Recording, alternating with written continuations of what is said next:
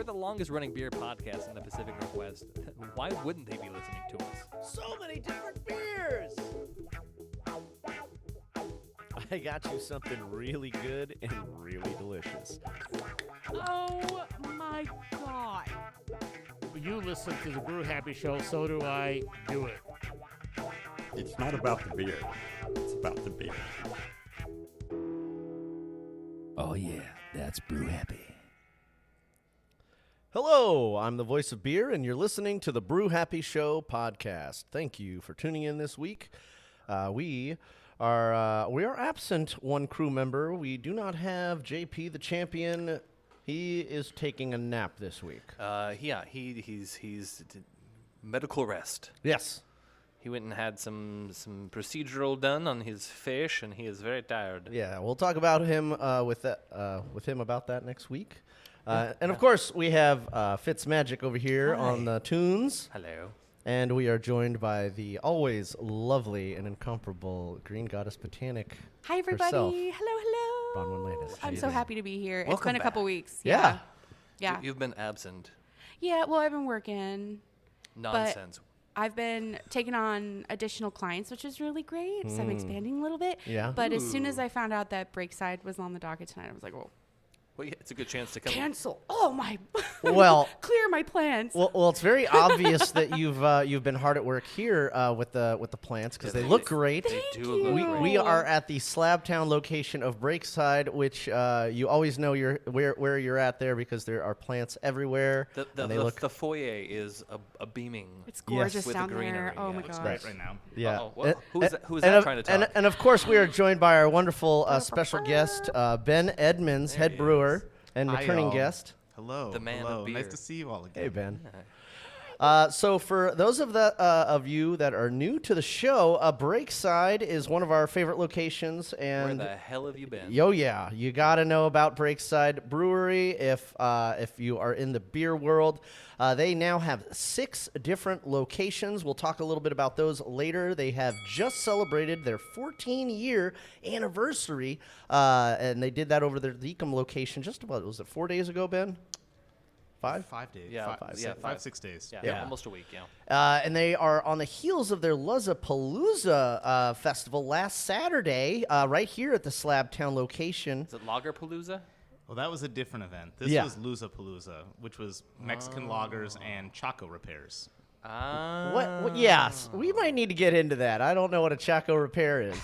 I'm not sure I have too much more to say about it. I mean, do you have Chacos? Do you not have Chacos? Do I need Chacos? Do you need them repaired? Maybe I already or- have Chacos and I need them repaired, and Look that's why I back. don't know I have Chacos. They're in the back of the shoe closet I was going to somewhere. say, it's sandals, right? Yeah. Yeah. Oh! See, you're giving Floridians a bad name by not knowing what a choco Womp is. What? Well, we call them thongs. Which I never really understood, but I just flip flops. We call them flip flops. What's the name? These are like active wear flip flops, you know. Oh, Yeah. right. Yeah, like sandals. like Keens almost. Yeah, like But this, not quite. like the sandals I used to wear to Disney World with socks. There's about 9 different names for what we would say flip flops.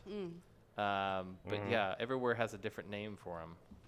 And yeah, thongs, which is a weird one because that's the same thing that goes in your butt, depending on what age group you're in. Well, maybe it goes in your butt.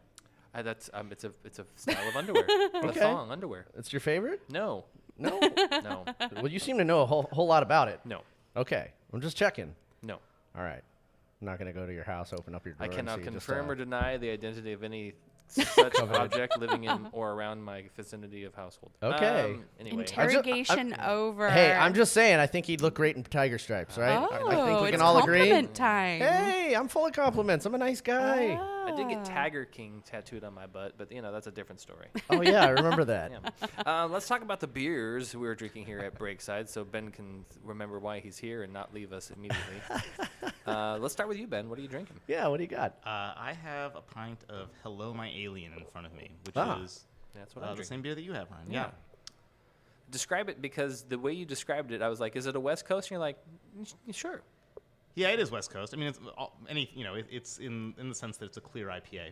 Fair. But this is featuring Rawaka hops from New Zealand pretty heavily. So it's kind of more in this, New Zealandy, southern hemisphere type vein. It's not your classic Citra Mosaic Simcoe type experience. So you get some hop profile that's a little bit different, I think, than what you get out of most typical West Coast IPAs. A little bit distinct. And we try and explain that to people. Put samplers in front of them when they try the beers, so they can kind of taste the New Zealand hops a little bit, understand what they're tasting. Yeah, taste the country. It definitely does have an, I don't want to say dankness, but it's not necessarily like citrusy. It's very, it's bold and has kind of more an earthier tone. But it's really good. It is fantastic. And I want to know if, Ben, maybe this would be a good question for you to just plunge right in the deep end.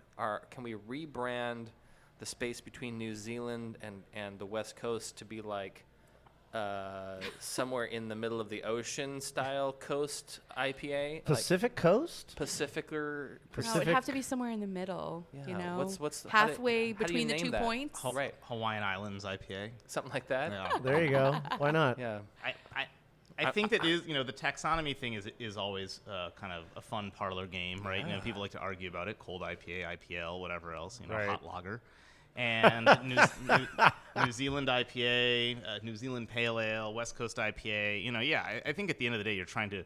How many names can we come up with the same thing? Well, you also want something that's going to be just descriptive and meaningful to consumers. Right. Yeah. And I know brewers care a lot about New Zealand hops. I don't know if consumers in Oregon in 2024 care a ton about New Zealand hops versus West Coast. True, The average consumer definitely not. But I think it proposes a good question, because with the adaptation of beer profiles, we have seen, and you can definitely attest to this, the changes just in IPA over the last decade, because now we've got so many different variations of what an IPA should be or could be, or like West Coast, the reason why it started from down in San Diego, that's a totally different style than what we do up here in the Pacific Northwest.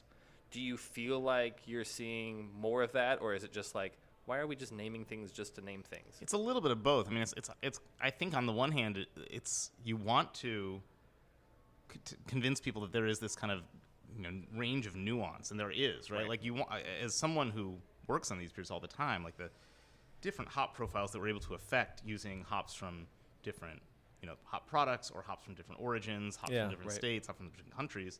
It's tremendous, and the range of flavor that you can get in IPA is very, very, very broad. Yeah. And so you want to communicate that. Right. That not every IPA tastes the same. And at the same time, like, you also want to use words that are meaningful to customers. They can make a good decision about what they're buying. They want to be, so it's just a tricky thing to kind of strike that balance. But for now, New Zealand works for us, at least when we talk about, well, this is where the lead hop in this beer is a New Zealand grown hop. Right. Yeah, like not everybody may have had know what like a papaya or a mango tastes like, but if you describe it as tropical, most people have a concept of that. Yeah, we talked about this when we got back from CBC. That was one of the panels of like where your wordplay is. Yeah, I think that was the Sam Pecoraro bullet point. Yeah. I think you were sitting in there when he was talking about, when it comes to your hops, how are you going to best describe them? And if you throw out too broad of an example, you're going to probably lose the consumer. But if you throw in something that just says citrus, they're going, oh, yeah, I know what citrus is. Yeah, that's easy. Nomenclature counts. Yeah. Yeah, like if I tell you the beer tastes like Sudachi and, Cara, but... Ooh, I'll take two, thank you. Well. Finally, I've been searching for that forever. Is this tamarind? I do taste it. Yeah. But I don't even know tamarind. Well, when we were down there looking at all the beers, there is such an awesome tap list right now. And Ben's going down the line explaining things to me. And he says the two magic words, pink lemonade. Oh, yeah. Okay. And I was just like, oh, well, no need to go Is further. that what you're drinking, Bronwyn? That's what I'm drinking. What is it? The Tempting Fate. That's a brand new beer as of today. Oh my God, it's so good. Can I try that? Please. Bronwyn is one of the first people to ever have this beer. So good. Better check it in on Untapped. Give it 5 stars. Pass it to Ryan, too. Yeah. Can I try your Hello Alien? Can I? Okay. That does taste a little like pink While lemonade. we do this transition, like- what's this other beer you have, Ben? Oh, the other one that I have in front of me? Yeah. That's what did I order? That was so long ago now. I think I asked for a small pour of Thriving Metropolis, which is another New Yours is Zealand really good, New Zealand too. hop-heavy IPA. Yeah, this is not. Hello My Yours- Alien is not it's super. It kind of tastes earthy. Yeah, it's not I super like it. hoppy, but the hop characteristics are definitely present, and I think that's what makes it nice, and it's very easy going with the hop. I like that it's bold, but it's not overpowering. It's not quite as dry tasting as some of the No. other hoppy beers on the list right now, and I think that makes the bitterness and the alcohol honestly come off a little bit softer overall. So would agree. it's a little bit of a gentler beer, but it does have Rawaka has this really cool, almost like kind of wasabi horseradish thing that I feel like I get retro nasally. Yeah, Huh. at the It's end, really right, like yeah. it's really this unique thumbprint of that hop that always hits me at the end of the sip. Nice. It's Wow. like, kind of sparkly in the back.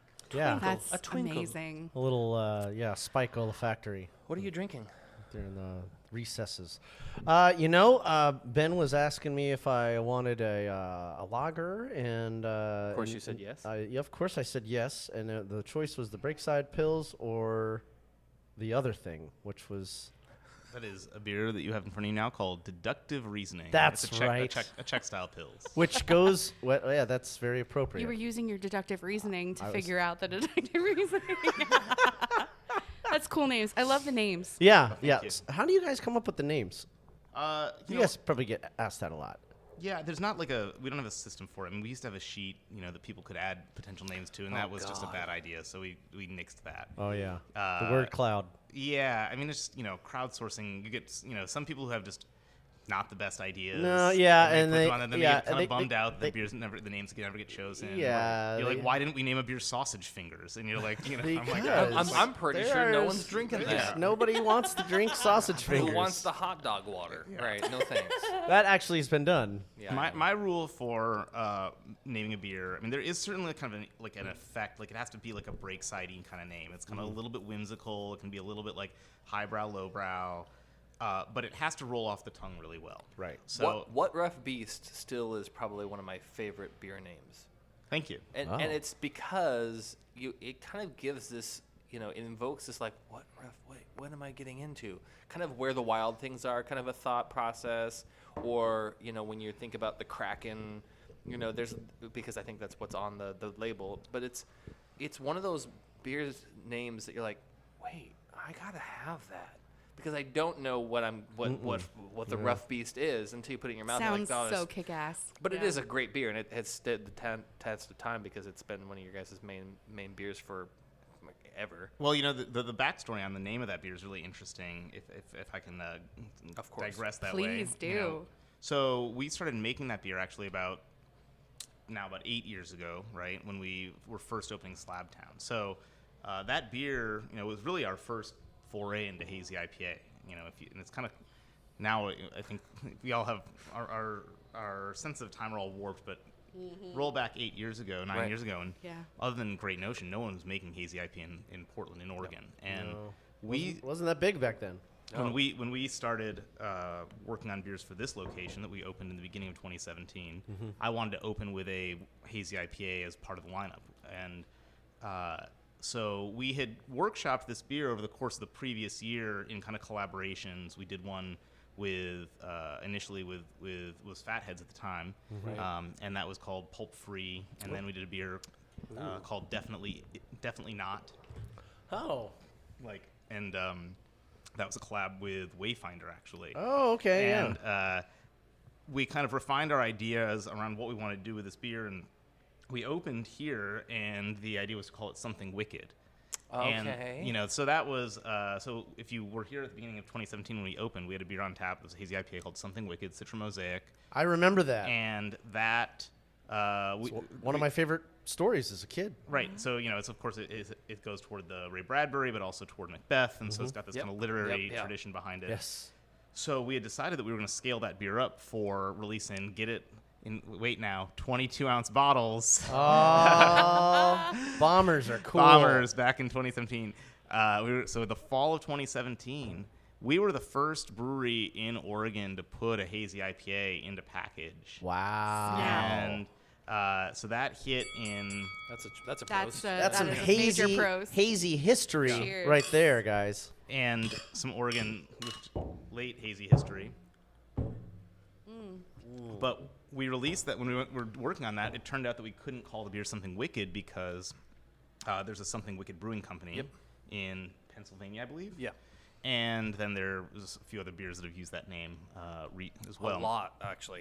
So trying to keep it within this kind of idea of, we weren't totally bought into Hazy IPA, New England IPA. It was this kind of invasive species, as it were, trying. How does it begin? Is it by the pricking of my thumb, something wicked this way comes? That's Macbeth, The right? Macbeth, That's Macbeth, yeah. So Iteration, yeah. flipped it, though, to Yeats Okay. and The Second Coming. Right.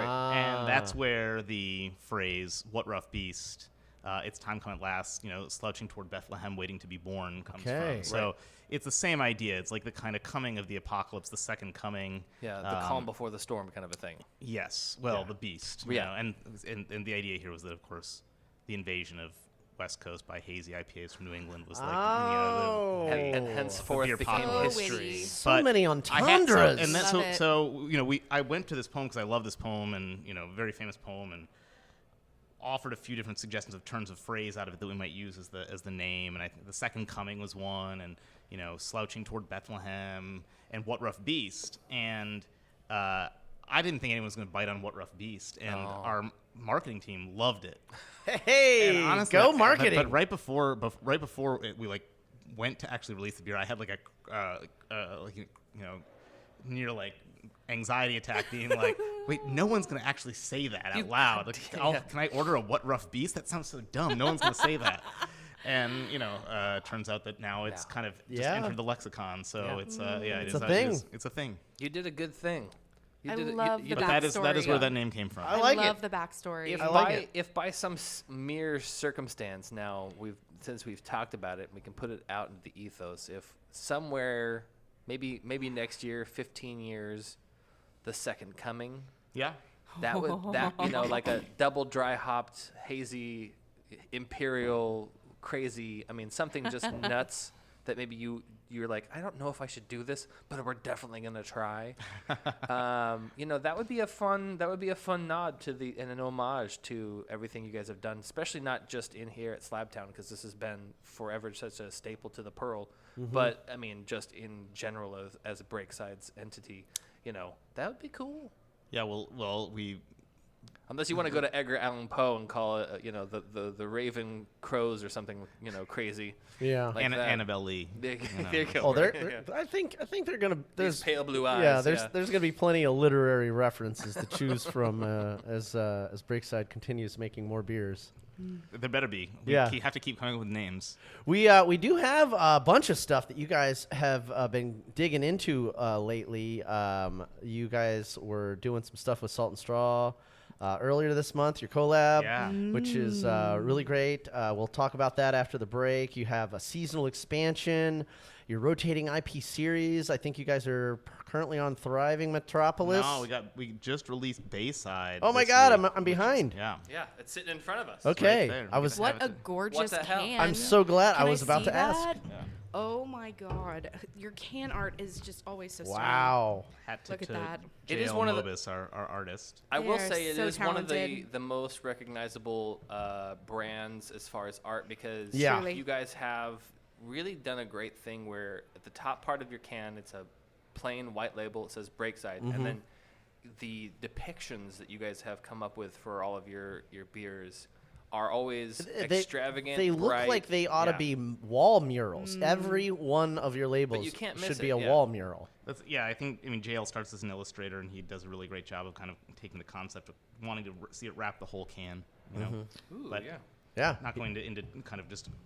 He modern does a art great mixed- job. It's modern art and abstraction. So this is the Bayside IPA West Coast India Pale Ale, weighing in at 7%. So that beer was the beer. hefty. That's the beer that won the gold medal at the Oregon Beer Awards this Yes! year. IPA, so that is. All right. Yeah, you guys have been winning awards. We saw you collect. Was it a silver at World Beer Cup? Bronze. Bronze. Sorry, and then you guys did GABF last year, of course, and just always always setting the standard and, for excellence and, keeping that bar high for other breweries and other brewers to aspire towards. So, Oregon brewers, I think, really showed up this year at World Beer Cup and really killed it. I mean, Tanya Cornett and 10 Barrel, sweeping a whole category. All by Yeah, herself. that was amazing. Yeah, that was pretty amazing. And then winning another gold medal on top of that. Let's not Yeah. forget, right? It wasn't just like, Right. oh, I swept a category. It's like, oh, and I also won a gold medal earlier in the night. Deschutes winning 4 medals. Sun River landing a Yeah. couple. Natalie- Whitney yeah, Burnside yeah. over at Grand Fur getting 3, and a ton from Central Oregon. Von Ebert getting a Vienna Lager medal. Freem winning gold for Pills. So, I think that this was really Natalie winning a medal as well. That was great to see her. Wayfinder. Yeah. Natalie won. She had 1 entry and brought it home. Yeah. Yeah, one entry, 1 medal. I don't think anyone gets a better batting average than that. Seriously. That was amazing. Italy's the only other place that put 1 in and got 1 out. Yeah. Now, They walked away with the gold, though. That's a little different. Yeah. I know that it's spring and it's lager season and people love the light beers, but you know me, I'm a stout guy, and I do love the Kolsch's and the lagers. They are near and dear to my heart, but I love stouts, and it's in your 4th year. You guys are doing a Breakside barrel aged stout series, with another 6 beers. And you guys have the Frostita? Am I saying that right? The first one was Frosty Tita. Frostita. And Think of it like imagine yourself being a member of ABBA. ABBA. With Okay. a Swedish accent, Frosty Tita. Frostita. Okay. You got to say it with the right accent. You're right. That's an imperial oatmeal stout aged in bourbon barrels. Yeah, that beer is. We actually sold through all of it in our places, but you might out still there? find some out in the market somewhere. Yeah. Okay. Well, we're gonna dive into some more of that. John's Marketplace. Yeah. would Right guess after they the have it, break. yeah. But I definitely want to thank our listeners for tuning in to this wonderful Brew Happy weekly podcast. We are with Breakside this week, and we thank you so much for tuning in on wherever podcasts are found, whatever your favorite listening app is, whether it's iHeartRadio, Spotify, Apple Podcasts, formerly iTunes. I heard Google Podcasts is going away. I don't know if that's a thing, Yep, but still a thing. oh well. All right. So We're out there, though. yeah, wherever podcasts are found. If you want to help support the show, we definitely appreciate it. $1 on patreon.com/brewhappy will help out with the bar tab. $5 or more, we kind of interact with you a little bit more.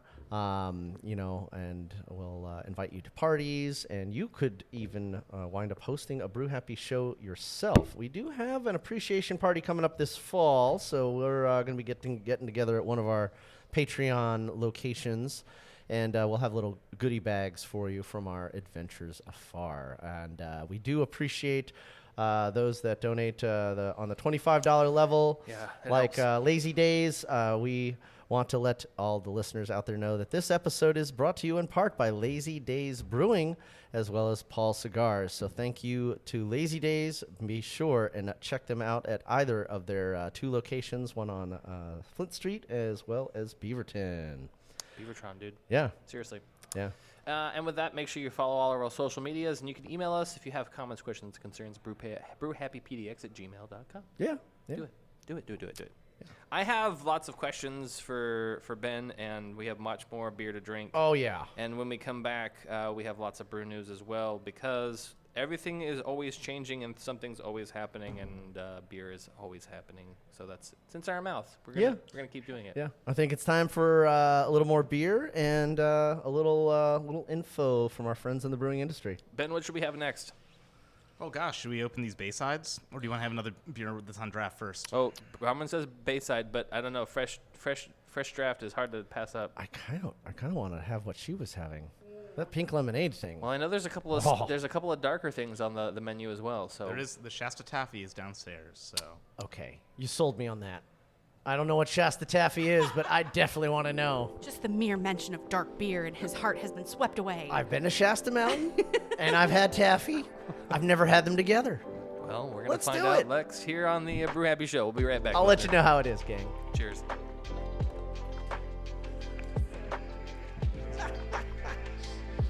so Shasta Taffy.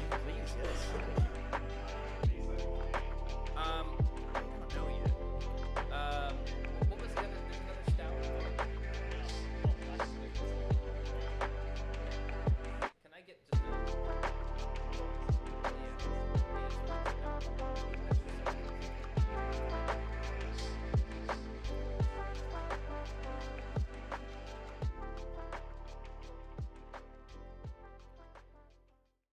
Hey everyone, my name is Ben Edmunds. I'm brewmaster at Breakside Brewery here in Portland, Oregon. We're going to talk about institutional quality and how to go from making stable and good beer to making really excellent beer on a consistent basis.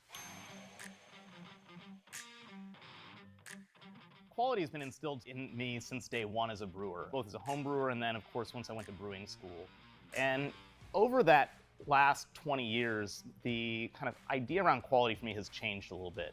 One thing that I think I was inculcated with in brewing school was the idea that quality was the same thing as stability. The idea that what you were ultimately trying to do with your beer was brew it in a way so that it could be put into a package and then put onto a shelf somewhere, whether that be at your brewery, in supermarkets, and specialty shops, and kegs and bars, either locally, regionally, nationally, or internationally. And that beer was going to stay stable. And different countries, different brewing traditions had different definitions of what stability meant. That might mean that a beer doesn't develop a haze. It might mean that a beer doesn't develop any kind of oxidative flavor. It might mean that there's still hop aroma in it. It might simply mean that it's food safe. Over my time at Breakside, I think one thing I've come to realize that while stability is still the foundation of any quality program, that it's actually really just a starting point. It's not really the end goal for making world-class, excellent beer.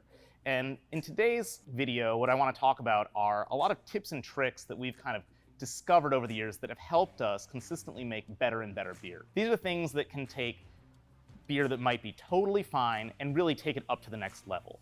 Things that are going to help you keep your beer stay fresher longer, that are going to keep your beer's flavor brighter longer, and they're going to allow you to do it again and again and again.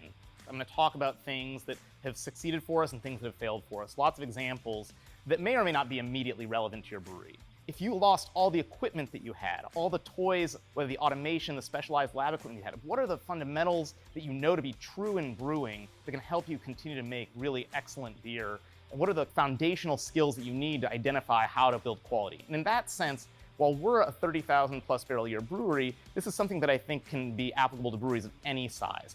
To learn more about building a brewery-wide quality program, click on the link below.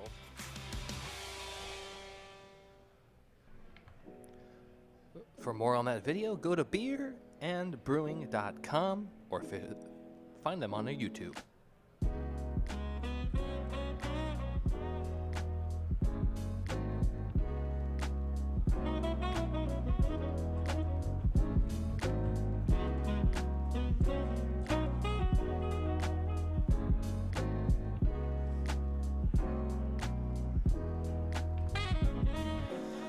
Oh yeah. Welcome back. Hello. Hi. I've kicked Damian off the show. It's just me and Bronwyn now. It's not even, my mic isn't even on. It's the Ryan show now. Hello. Your dream come true.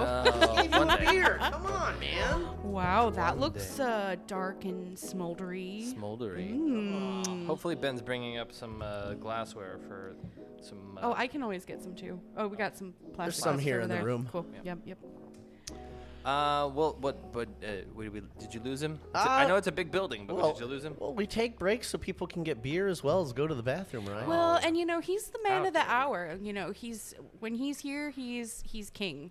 I mean, he's king just in general. He's already king. I was gonna say. King of Breakside. I'll say it to you three. I don't know if he'll, but if the longevity stays, he's definitely gonna be on the Mount Rushmore of Portland beer. Oh, I don't see why not. Yeah. He's not there quite yet, but there he's back. Hold on, don't say his name.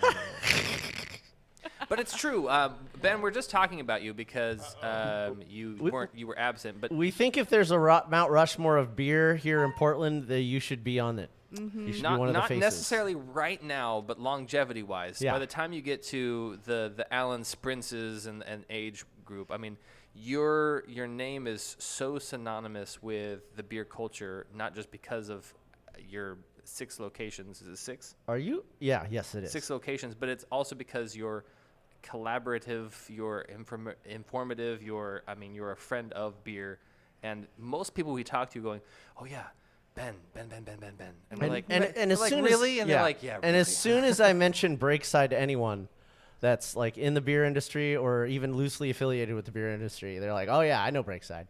Yeah. And can I always a interrupt? happy experience. Can I interrupt? And say something really quick? Sure, of course. So in regards to that, No. so we have a mutual friend Oh yeah. who is my childhood best friend, Mackenzie Friedman. She represents Cranbrook. Yeah, no way. Yes. That's wild. I literally Y'all went to the same school. I literally have known her since preschool, and we were inseparable. I mean, we're essentially sisters. And in college, we went to college for the first 2 years together. We grew up playing violin together. We literally did everything together. She was at my house like all the time. Anyway, Small world. She's an amazing friend, and she was just here. Yeah, she works for my old high school. You guys Isn't just that had a reunion, amazing? didn't you? Yeah, I was out of town, unfortunately, so I didn't get to even be there. Right. But they were here. But Ben, but Breakside hosted it, and everybody was just like, Ben. Yeah, and Mackenzie couldn't believe that we both knew and that we knew each other, and That's definitely some small world it was shit there. so cool. It was so cool because she was like, "Oh yeah, I'm flying all the way over to Portland for work," and I was like, "Oh great, we can catch up a little bit." Yeah, and then she when we said found out why she was specifically that she was here- here for Breakside, Yeah. and for you, Ben. Well, I think she was here to drive, alumni interest in the school, and not Right. it was not Which to is come fair, to which Breakside. is But fair. they happened Yeah. to come to Breakside. Okay, well, you guys are saying too many nice things about me, and that makes me nervous. Aw. No. But I think this Let's is move true. on. That is it is incredibly sweet of you guys, you all to say, and I think what I will say about it, without trying to deflect, thank you, and also, I mean, I view when I got into brewing school, I'd been a home brewer, and I had that moment, like a week into brewing school, where I just saw my career path, like I could envision it.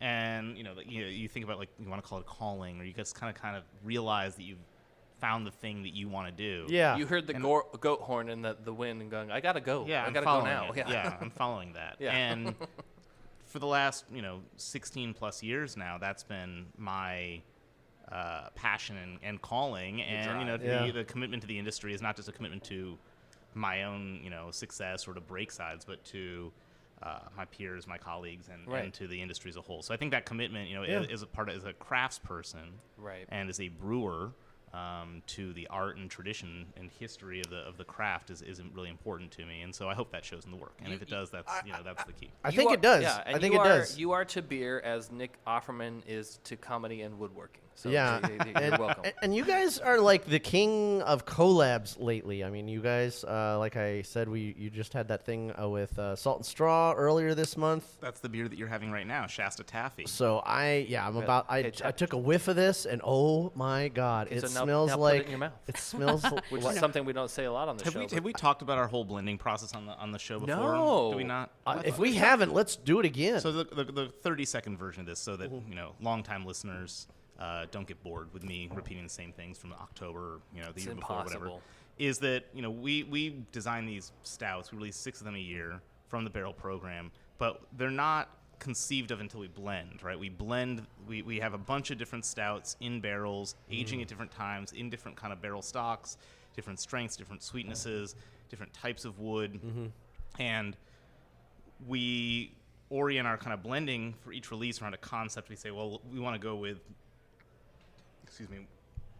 let's use these, we think that these, really like how mature these oatmeal stout barrels are. Let's play these up and, let's focus on something that has more wood expression than some of the other batches we released. And so Okay. something like that, right? In this case, we kind of let the Salt and Straw crew take the reins and lead the blending. Like, we put the beers on the table in front of them that we had available to cast. So we'll sit down and we'll have 30 glasses like this size, each of which is representative of a different barrel. Wow. And then the goal is, out of those 30, to find 6 or 7 that you start as want to blend together as your kind of starting point. Wow. And I always think about that. That's like the turkey on Thanksgiving, Right. That's the centerpiece. Wow. And then you need to come back for another blending session and find additional barrels that are the side dishes to round out the meal. Throw in the right? cranberries, or throw in That's- the yams, or throw And- in the right. Typically, we're the ones driving that, but How many beers was this? Like Well- 5 different kinds? 7? in terms of actual different batches of beer, I'd have to go back and look at the blending, but you're looking at, probably 5 or 7 different batches represented by a sampling of barrels of each. Some of those barrels are, and the barrels are different within each batch set. Yeah. too. You don't have to go into too much detail. I just wanted to get a kind of a sense of like. But when he says 30 different cups on the table, the I mean, layers. That's a pretty big Yeah. number of batches, barrels, beers. Yeah, the layers of flavor. Yeah. Like, Well, and wow. what's crazy? Let's say this is barrel 373, and the next one you taste is barrel 374, and it might be the same base beer going into the same type of barrels. Call it a Heaven Hill 4-year, Elijah Craig 11-year. Those two beers can taste wildly different, even if they went into barrel at the same time, had the same, but exposed to the same treatment, Right. been in cask the same amount of time. Yeah. So because the wood treatment at the distillery level is not the same. I think people think, oh, the Elijah Craig means Right. that this was all. They didn't create But it's- the Elijah yeah. Craig until it was blended. Right, This is So a- those this were is- different yeah. whiskeys in the barrel. Yeah, right? every single barrel is And going this is where to be John different. comes in. If John were here, he would be all over this because he goes, yeah. He's been it's to that- never it's never the same when you taste like the whiskey. It's never the same because the aging process is different, but the barrels are different. What they were before they were, but Yeah. if they start, everything about the expression from the wood is about what was in it before, how old it's been sitting, how old it was before it got pre-purposed. I mean, Is it true that most of that expression happens within the first 3 months that the beer is in the barrel? So that's an interesting question because it depends on what you're looking for. I mean, Okay. by the time that breweries get most casks, not all casks, but we'll say we'll talk about bourbon. Yeah. right. Most of the distilleries in Kentucky, Tennessee, that are producing bourbon, Indiana, the Midwest, their minimum aging time is like 4 years. So a lot of the oak artifact in those, the wood expression has already been depleted by the, aging process they've undertaken. Okay. So especially if you're getting barrels that are that house whiskey for 11, 13, 20 years, Right. there's just not a lot of wood left to give, Right. right? There might be some organic acids that can estrify and things like that, within in beer. But for the most part, you're not getting a lot of wood. So in those casks, what you're mostly picking up very quickly is residual spirit, right? Yeah. Absolutely. And that's stuff that's seeped into the wood, stuff that's literally in the bottom of the Yeah, barrel. the barrels are delivered wet. They have to be. Yeah, and we actually drain them because we don't want to, Of course. well, you don't want whiskey in your beer. we want whiskey flavor in our beer, but we actually don't want to have because it gets really hot. Yeah, that stuff, that barrel strength stuff is rocket fuel. In some ways. So Yeah. we don't want to inadvertently. I don't want to proof up or proof down. Overproof our beer in that way. Right. Correct, yeah. And so, but nonetheless, I've heard we never age things for just 3 weeks or anything like that. But I've heard people say that you can pick up spirit character very, very quickly, and it doesn't surprise me that would be No, the of case. course Oh, not. of course, yeah. Now, fast forward however many months, somewhere in that kind of 9 to 12 month period, I think is when oftentimes, if there is any wood artifact to be kind of pulled from the barrel, I think it takes at least that long. That's fair. And then additionally, the other thing that people just don't talk about as much, but is a huge part of barrel aging, is just the oxidative process. That's Yeah, really what's there you go. influencing the change Yeah. between a stainless steel barrel aged beer, a stainless steel aged beer, a quick barrel aged beer that might be in oak for 3 weeks, and you get kind To of maybe a a month, liquor right, yeah, kicker. 3 weeks to a month, 3 to 6 weeks, whatever, and stuff that's aged much longer is that oxidative influence, and so that's going Okay. to create a whole additional set of flavors that Yeah. we consider really essential. But that's not to say that you can't make beers that are really interesting with quick aging. We just haven't Yeah. really explored that very much ourselves. I know that. What would go into quick aging? I'm just talking again about kind of that 3 to 6 week type Okay, contact, Yeah. where really what you're trying to pull is the spirit flavor. Okay. It goes in, you turn it a couple of times, and by that time you've already dumped it and you're ready to put it on either cask or nitro or whatever it's going quick. I think probably Allagash Brewing, Portland, Yeah. Maine, right? Of course, very well famous brewery. Very famous. Makes Curio, which is a triple aged in, I want to say it's Jim Beam barrels. Yeah. And I think they only do a 6-week contact on that. Yeah, super With the idea being it's not supposed to be oxidative, it's supposed to keep the beer very fresh and young, but then it adds this kind of bourbon top note to the Yeah. Belgian yeast profile that the triple has. Yeah. You guys have. They're very good at their barrel aging Your program. guys' barrel aging program, I would kind of lump in the same way as a former brewery that now is Grand Fur, and they had quite a barrel aging process over at West Coast Grocery. Theirs was very kind of expansive as well, because when we would go down to the Bodega series, they had these very kind of one-off, strange, not so normal, not so typical beers that we're like, well, we're going to let it sit for whenever we decide that we need to taste it and it needs to come off. Do you guys find yourself throwing things in the back and just going, oh, see what happens? I mean, there's definitely a certain level of experimentation that we, like, you know, we indulge. I don't think it's so much like wacky stuff where we'll be like, oh, let's just see what happens. You're very purposeful with it. It's purposeful. Yeah, we have a vision for where it might end up. I think is probably the case. Okay. You know, we've also moved away. You know, I think when we first started making barrel aged beer, well, we've been making barrel aged beer since the beginning at Breakside, but like, you know, in the mid 20-teens, I think that there was a lot more consumer interest in things that were kind of unusual and idiosyncratic and quirky barrel aged beers. Yeah. Some curiosity. Gin barrel aged beers or cocktail kind of influenced beers. So we would make beers that were like a Vieux Carré cocktail influenced or inspired. Deschutes was doing crazy stuff with the Abyss series back then. And I think we've just seen that kind of taper off, and where people are interested is mainly stouts and barley wines aged in bourbon barrels. And you know, I still think that's a pretty large sandbox. Yeah, people are still doing stuff in like rum barrels and stuff, but you know, but nothing like too out of the box. I think it's barrel aging has kind of taken a turn back towards the basics. But I think that there's also kind of tying this back toward what I was saying about IPAs earlier, right? Is that within that box of IPA, within that box of just barrel aged stout, bourbon barrel aged stout, there's a huge range for nuance, and that nuance doesn't mean having to add an adjunct every time. It doesn't mean having to, you know, use a different type of spirit barrel every time. Like you can do bourbon barrel aged imperial stout and have 25, 50, 75, an infinite number of different expressions based on the age statement, the base beer that went in, the oxidative time, the wood type. You know, there's all sorts of ways that you can kind of play within that sandbox without having to, you know, start just making it like kind of experiment after experiment. Insanity, right. And I think that like actually I've found that consumers respond to that type of writing. That makes sense. There are people out there who will then lament, be like, oh, there's no more interesting beer anymore. The beer has gotten so narrow. Where are all the styles? Now it's just IPA. Now it's just hazy IPA. Yeah. And in reality, I think that's a really misplaced interpretation of what's happening, is that I think we're seeing a ton more nuance within the styles that are popular if they're being done well. Wow. And that's like that's where I push back and say like, well, yeah, you're right. But you might not find the English ales that you thought, you know, that you'd like to see. The brown ales, right. But if you tasted all these IPAs, if you taste all these stouts, they're different, they're interesting, you're playing, you know. So let's talk about this one I have here. Okay. Because this is not only fantastic, remind me of the name. That's the Black Swift Stout. So this is fantastic.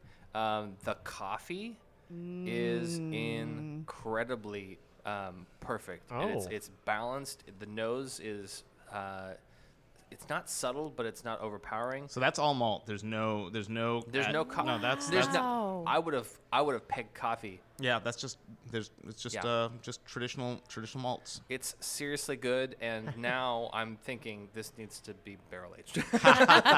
but Nothing wrong with that. But it is an indicative, very straightforward stout. Even if without coffee, I mean, it's so simple, but it's full and it's very well balanced. Yeah. Well, if you know what I appreciate about that is that if you can taste that beer and think there's a ton of coffee flavor in it, smells right? like it. Smell it. I gotta And smell it. Smell it.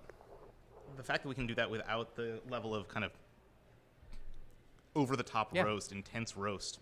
Yeah. Oh, it is That very makes it, roasty. you know, It's very Yeah, roasty. It's dark- roasty, but it doesn't. It's not astringent on the palate. No, it's not it's like very bitter and- smooth. yeah, so it's like it's much smoother beer, and it's If you did this also with coffee and then throw it on nitro, a lot of times you that can would just be- use dark roast malt on a level that you don't need to put actual coffee in the beer. this is what's 100% true, because you could do no coffee in this like he has done, and it's still a fantastic stout. But that's not the point. And full confession, I'm not a big fan of coffee beers. No? Yeah, it's one of the areas that I'm just like over the years we've made them.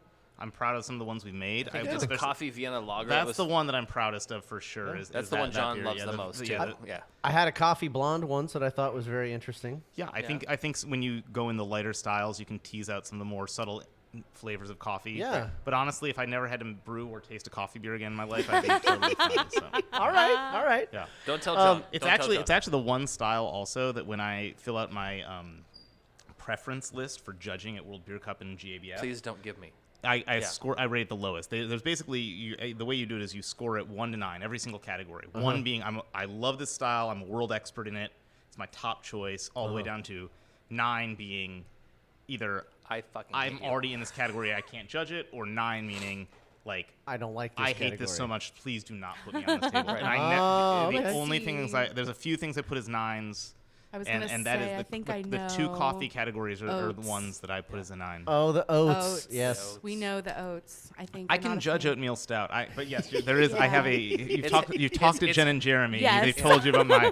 It's New The England oat hazy. aversion? It's New England hazy IPAs with oats, and that's the difference. That's very too. specific. It's very specific because that's how they get the haze. I don't. I like judging New England.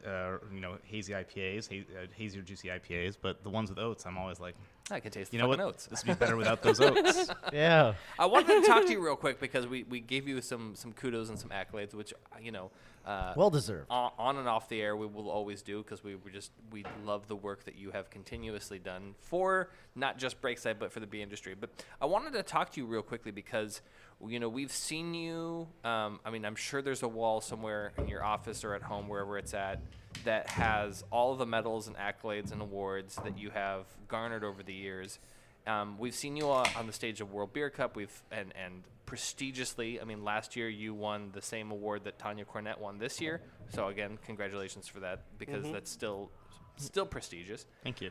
We've seen you at GBF, but we've also seen you at OBAs, and we've seen you sweep categories and win Best Brewery of the Year and Large Brewery of the Year. I wanted to know, when it comes to the way your local beer competition is formatted, when you look at international, national competitions, what changes for you guys in the way you guys structure local competition? And do you have the same categories? Do you have the same affection to where the representation is at, and what changes do you make to make it more suitable for this market over the entire country or the entire world? Yeah. What are the metrics on that? I think that honestly, I've stopped I've stopped trying to overthink the difference. I think good beer is good beer, and I'll give you an example. So we're not supposed to be using the intermediate, what do they call them, the intermediate results from World Beer Cup as advertising purposes, right? Oh, okay. But a lot of the beer, if you look at our OBA results, and then you look at how those same beers did in World Beer Cup, it's pretty much a direct lineup. Beers that won medals, made medal rounds. Same sort of thing. Right. Of course, it's much larger, much stiffer competition at World Beer Cup. But many more entries. So I try not to think too much anymore about, these judges is a more international crowd, they're going to want this. If you're just making great beer, I think that's at the end of the day, beer that's landing in front of the table, that tastes fresh, that tastes bright, that's well carbonated, that's well cellared, that hits the category. I think, you just make beers that are inarguably pleasant. Oh, yeah. And those do well regardless of the competition. Now, Damian, you stewarded at OBA for the first time this year. I did. It was great. It was really wonderful to see the process, and I really felt like it was a real eye opener. You guys are very very concise, very fair, and it's very intricate. The separation, everything's labeled basically by numbers. There's no way for anybody to know what it is that they're. It's categorical. Right, other than categorically, Yeah, who it's made it. categorical. So what category it is, and know This what table's kind doing of a beer. they're doing hazy pales, right? Yeah, by style, but there's no hint. Right. And correct me if I'm wrong, but breweries, there's no chance of a brewery somebody judging a beer that they themselves actually made. Correct, yeah. So you guys are very careful about that, and with the categories and the styles, and It's just like, and I had no idea It's what a almost lengthy process it is. Like, but you it's guys almost have multiple effortless. sessions a day Yeah. for like over a week. Yeah. And all of that input, all of that data gets accumulated and then calculated, and then the results. It's just amazing. All the work you guys put into it. Right? I mean, and it's pretty cool to see, you know, that the whole team that's worked on that event now over the last decade Yeah. has done it so well. You know, I think it can come off a little bit intense, but I always half jokingly say that, like, we're trying to run like basically a 3 Michelin star restaurant, you know, type of experience. And it shows in because a beer competition. Yeah. And it's like, but we only get to work together for 4 days a year, so And- you have and to there- make it really. We'll see you next year. Yeah. And you know, one of the things I found quite notable is that, like, there's a level of like quiet reverence that everybody brings to the table with this whole process. Like, everybody's very serious about it, but they're also very friendly. Yeah. And you know, but like, everybody knows what role they have to play. It's very Church of England. It is Hello. like a church. It is Hello. kind of like going to church, It actually. is Now very- that you mention is it. very, Hello. you know, that moment at the OBAs when on Saturday morning or on Sunday afternoon when all the beers have gone out for the first round and you know, people are prepping the next round and there's bottles being recycled. The only noise you hear is like Clink, clank, clink, clank. yeah, clink. basically Yeah. cans getting dumped and crushed and Yeah. things like that. And it's like it is very Whispers. Whispers. It's yeah. like the beer equivalent of whale sounds. You know? Yeah, You're yeah. Like you can listen to the CD of it. Yeah. Yeah, it reminds me of, like, you know, when church is tidying up at the end of the day, you know. Everybody's just kind of like Something chattering, very serene. maintaining about it, low you know? tones, So but you know. and I prefaced that I gave you that whole kind of expletive question to kind of give you the second part of that is, do you look at what the OBAs could be based off of what national competitions do, or do you kind of just go, well, listen, no one's making a South German style Birkenwagen. You know, right? That's not a real beer. Sorry for anyone I just offended, but you're not making those styles here in Portland, Oregon. You're making them in Germany. We're not going to put that into the competition, but at the same time, you're going, well, someone's making something out there that we're going to need to judge. We got to open it. How do you take and give for that? Yeah, how do Yeah. you pick the styles? There's a judging and style committee that meets every year to review the style guidelines, the entries Wow, okay. from the previous year. You know, I'll kind of do a drill down and be like, well, you know, we didn't have enough American Amber Ales to justify a separate American Amber Ale category, so they move here, and you know, we consolidate a lot of things. You know, Okay. and you know what, we have 1,000 or 1,200 entries and only 30 categories, which means that we're only giving about 8% of beers in that entire competition win a medal. Right. Wow. So very, very few. World Beer Cup, GABF, way more categories, but also way more 100 plus, entries. yeah.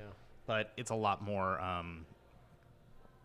narrow in terms of each category, right? So yeah, we try and the idea is that each category is competitive. Right. Which and makes sense, we've yeah. said that means the ongoing definition for the Oregon Beer Awards means that we need to have 25 plus entries in a category for it to be competitive. If you don't have At least reasonably. if you don't competitive, have yeah. 25, then What are you rating? Yeah. Well, I think World Beer Cup, the largest category, which was, I believe, Imperial, not Imperial, but Hazy IPA, which was 328 was it entries. bigger than West Coast IPA? I can't remember. One for of the Ha- two. yeah. I'll have to look yeah. at it. Yeah, 320 something entries for that beer. The largest Yeah. by like a landslide. And by I think over the 70. smallest was like right around 100. 14. No, 14, it's- really? yeah. 14. It was 14. Huh. And it was a German style beer. And guess who won? So anyway, that's not the point. but yeah, you can't have a category that there are only 2 entries. You're like, well, yeah, of course they're gonna fucking place. They're only the 2 people that entered. But at the same time, when you have, I mean, everybody makes a double dry hopped IPA. What great? How do I categorize that to a place where am I doing it this way or am I doing it this way? Or am I taking 2 separate categories? I mean, what's the process like for that when you guys go, like, look how many entries we had last year for just West Coast. Right, right. American IPA, West Coast IPA, we had 100 entries, so Right. that's 10% of the Damn. entire competition, basically. It's Or, a huge fucking it's number of the beers. biggest one. And Big. so do you split that out? Does it, if you're splitting out, what's the purpose? Are you splitting it out in order to, award a few more medals? or do we really think there's some difference in the types of beers that are being made? If there are enough people who are saying, we really want New Zealand IPAs to be judged separately, then I think that's a case that could be made. That's a committee decision. Based off our conversation earlier at the beginning of the show, I would have to say absolutely, because if you're talking about this Pacific Island outreach going all the way to New Zealand, if you're thinking, there's a totally different hop profile, that's a totally different flavor extremities than what we're getting up here in the Pacific Northwest of some of the great hops that we make, which are plentiful and available and don't have to ship across 20-hour flights, then why wouldn't there be? Sure. And I think one thing to answer the other question about like kind of the double dry hop question is one thing that the committee, and this is true at JBF and World Beer Cup as well, but certainly at OBA, you can't taste process. Right. I can't taste if you triple dry hop something. True, yeah. Right. I can taste the outcomes. Right. And so I can tell it it's hoppy. You can tell me, Right. So an IPA is an IPA is an IPA in that sense, right? Your Which is process is anything you want to market is part of any process you want to market is marketing. It's not something that really bears out in terms of an actual necessarily a stylistic difference per se, That's right? Fair. That's fair. Otherwise, we're going to end up having a category that's called like IPAs mashed at 150 degrees. That's going to be the next. Yeah. Then no one's going to enter that competition. Right. Got it. It's fine. So the other thing I'll say is that I have tremendous respect for World Beer Cup and GABF. I think that when judging World Beer Cup this year, you look at the people who are in that room in Las Vegas, the Holy shit. 240 people or so. You couldn't ask to gather That had to be better palates incredible. in the No. a better group of people across the entire world. Incredible. What's it like to be a part of that? Well, I'll answer that in a second. But what we have at Oregon Beer Awards as a much smaller competition is we can be much more nimble. Right. We're not beholden to trying to be this massive event with 10,000 beers and 240 judges. Right. That's getting it. So we're able to experiment a little bit more in our judging format and our process and some things like that I think allow us to be innovative and hopefully create better competitions. Now, I think so. What does it make to be part of the World Beer Cup?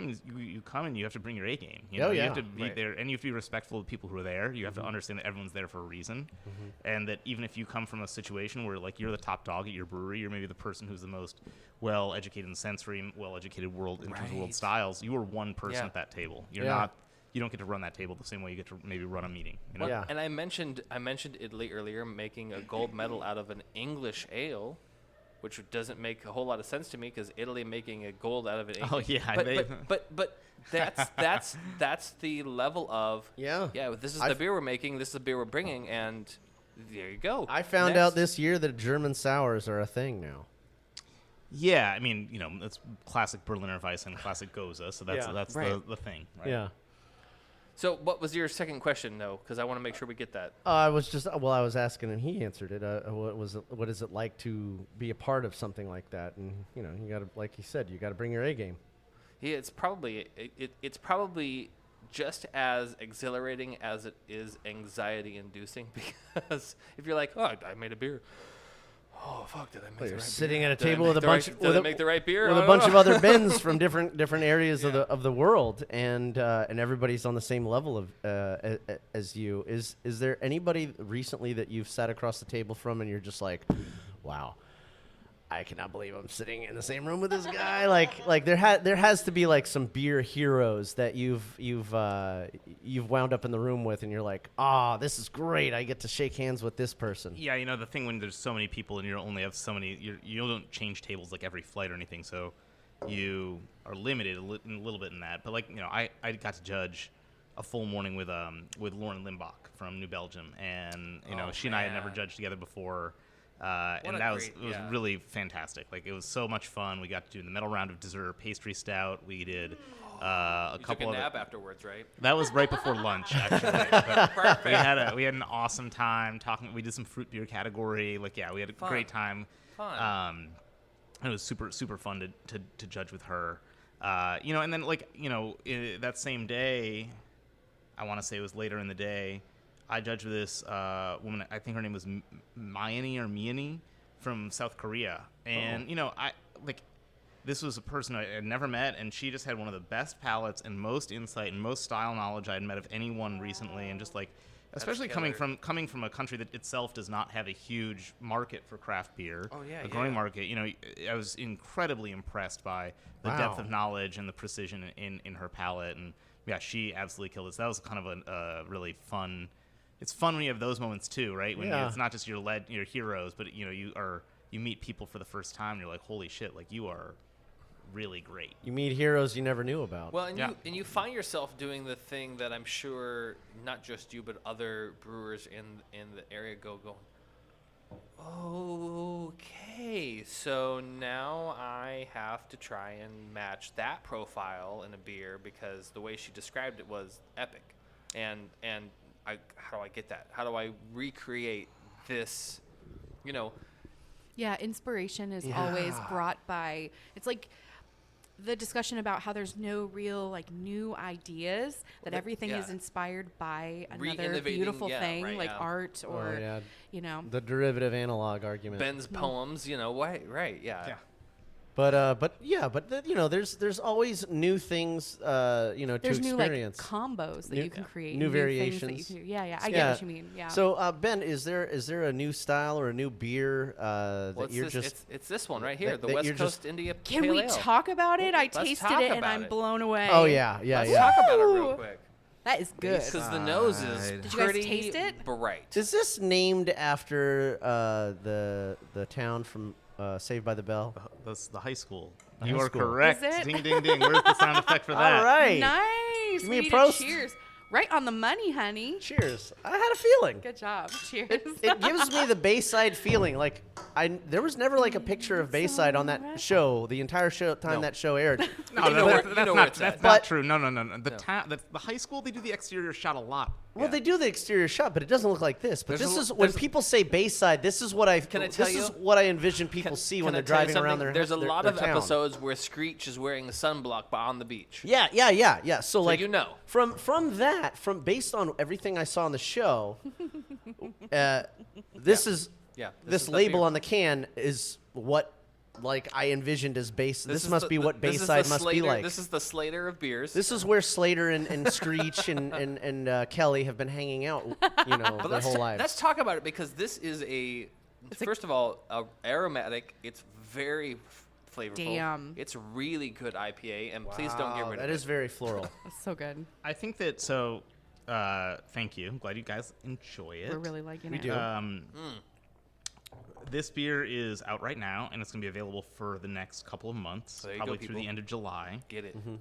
And this is, like I said before, the beer that won gold at this year's OBAs in the IPA category. Yum. It's hopped with Mosaic.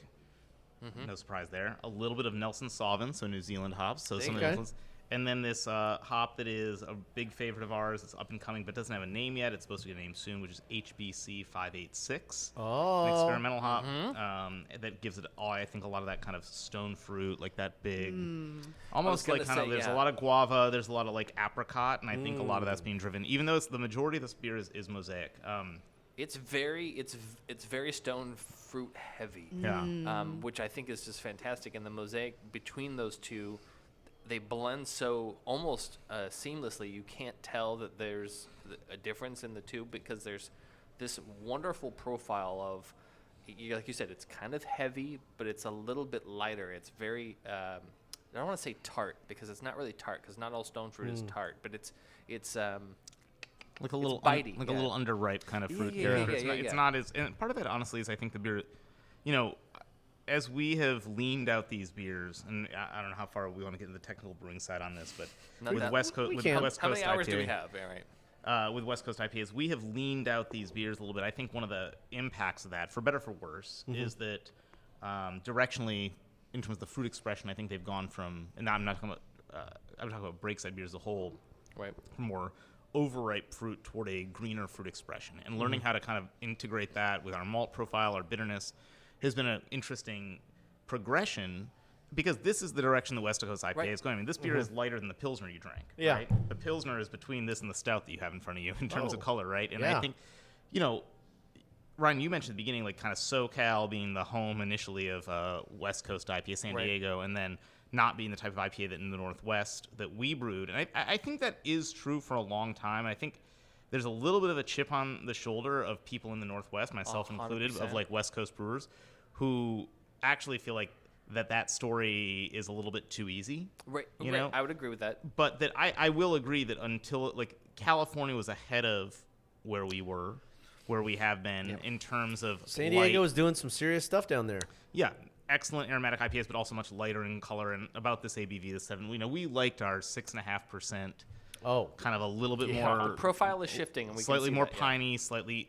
But even as early as 2014, a lot of 2015, pine I notes think back then. Yeah. 2014, 2015, I think that a lot of breweries in the Northwest who were kind of, really wanted to play in this sandbox of top tier West Coast IPA were starting to lighten up those IPAs. But I will say that for us, even in the last year and a half, we've really kind of ripped ourselves forward from where we were then. So this beer is almost all Pilsner malt, not 100%, but incredibly pale, which means much drier Yeah. than the types of beers that we But would the have been hops- making 4 or 5 years ago. The hops help balance that out. Well, but you also have to do some other things. The water has to be softer. You have to lower the bitterness. You have to Yeah, do a lot of things compositionally to kind of like alter the way the beer lands. And I do think that for some folks in the Northwest, this beer probably lands a little under-bittered to some people who are used to a little bit more kind of tacky bite. Kick, yeah. But that's I'm kind of unapologetic about it. At the same time, I'm not unapologetic. I'm kind of like, well, we still make those other types of beers.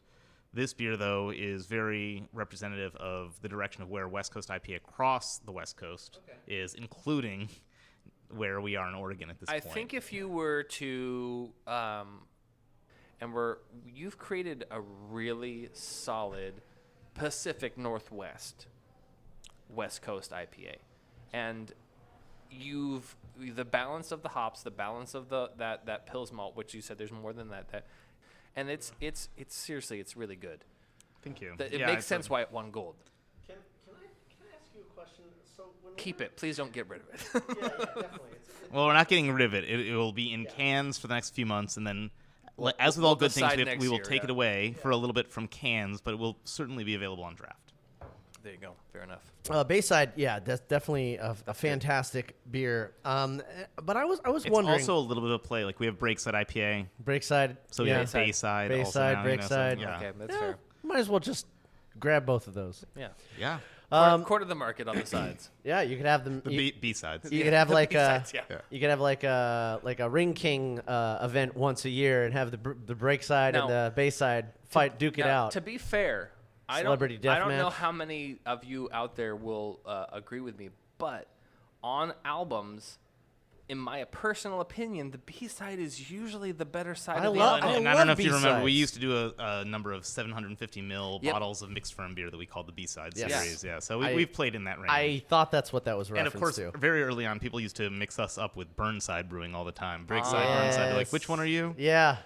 I remember that. I remember that on the tours. No one makes that joke anymore. No, they don't. Wait, I hold do. on, where's it at? I There do it have is. a little bit of a. There it is. I do have a little bit of a question. So, guys. one of the things that we got to discover when we were at CBC, we had an encounter at the Abstracts. Was it Abstracts? Extracts. booth. Abstracts, yeah. Abstract. And we were talking to a really great lady named Barb Stone, super knowledgeable. She actually used to work at Ninkasi, I learned. And we did an incredible interview with her where she was teaching us all about these extracts. A lot of them are natural extracts, and some of them are synthesized extracts. Is that something that Breakside utilizes? And if so, in what capacity? And if not, what are your feelings about such things? Absolutely, yeah. I mean, we're not. It's not a huge part of our program, at least not right now. But I think there's definitely a lot to be said for those types of products, especially now that you're talking about things that are hop derived, right? These aren't flavor factories just producing essences that Correct. are kind of derived from a fruit or a chemical, like purely You artificial can do flavors. that. You can do that, And you they, can they add can that, they and- can do that, but that's yeah, not their that's not entire what, catalog. And that's not what, Abstract specifically, but like those types of kind of true top note flavors, we've historically, I just don't really have, I don't really like working with them. That's just a personal thing. But as far as what Abstracts has, those are great products, and they smell really great, and we're starting to use them thought so too, yeah. at kind of various applications. What they'll become for us, I think that the brewer's pantry has expanded not only in terms of hop varietals available to us, but all these types of products. So, 10 years ago, it was almost all T90 pellets, and then a little bit of hop extract, and then cryo and the various forms of concentrated pellets, and then some of these other flowable products, whether those be for dry hopping applications or for whirlpool applications or for bittering applications. Those have all been interesting. So the terpene side of it too is is this new side, and I think that there's a lot there. I think that we don't want these beers to taste just like hop flavor. Right, yeah. There's a textural piece to this that's important. There's kind of a vegetal piece that is like at a very low level, an important piece of the composition. So finding how to use these new products when they deliver aromatically is really cool. And then you have to figure out how to integrate it into your whole program. So we're working on that. So nothing. That's kind of what I was wondering, curious about. Is it like, do you use it in addition to the hops that you're using, or would you, as a brewery, be using that in lieu of something that you couldn't get a hold of otherwise? Yeah, it could be either. I mean, there's a lot of ways that people might use it, but for us, we're going to be using, if and when we use those types of products, it's going to be in conjunction with traditional hops as well. That's fair. In an effort to deliver something that's has more depth, more complexity, We do have an abundance out here in this region for hops and very easy access. But I just was curious about the applications for breweries that don't have like readily access to we have fresh hop season. And out Abstracts has that whole different lines. They have their hop one, they have their like full like cannabis terps one. And, for me personally, like the cannabis terp stuff is we haven't done that, probably not going to do that. But there's a lot of breweries who have gone down that route and had a lot of success with it. So. Yeah.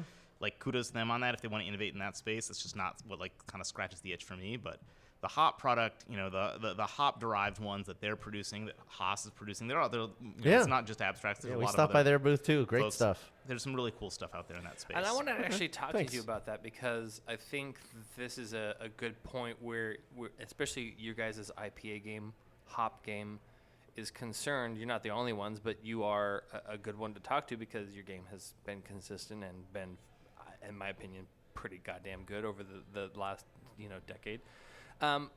We did talk to Haas as well. They have the Euphorics. Euphorics. What is your? He was hooked on phonics as a kid. It's the same thing, honestly. I feel like that's in very much a similar super vein. Innovative, really cool, but it's not going to be for everybody. And like we talked. About like hopped water and hopped tea and hopped things like that are not necessarily so much as you're looking at non-alcoholic beverages, but that's a great application for that. Yeah, I was just wondering because I want to know if that's something you guys going. Well, this would be fun to do if we didn't want to produce the things that we produce. Yeah, I think there's a lot of potential there. For both traditional beer and we're not doing the beyond beer thing, but some potential there. Right. So yeah. Okay. Word. Yeah, he's gonna go to the bathroom. And sorry, you want to do brew news? You mouthed it, and I said it out loud, so he's gone. Thanks, That's Ben. okay. It's okay. It was an easy out for him, so it's okay. You know what? When we drink beer, sometimes it goes straight through us. That's fine. What? It goes right straight through us. Is it time for the brew news now? We're gonna take a quick break. Oh, okay. Commercial break, and then we're gonna do the brew news, and we'll be right back with more from Ben Edmunds right here at Breakside Slabtown in the Pearl District I need more Bayside, man. of Northwest Portland. I'm not kidding.